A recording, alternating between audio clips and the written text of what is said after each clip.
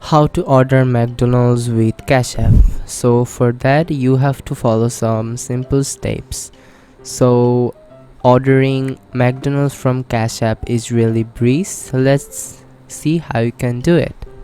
So first you have to open the McDonald's app on your phone, and then you have to select the food you want to order.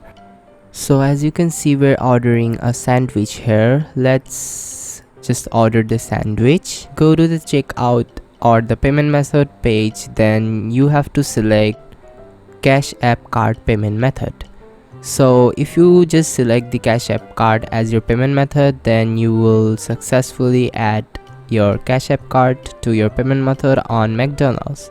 So your last step is collecting your food. That was how you can easily add the Cash App card on your McDonald's, and thanks for watching.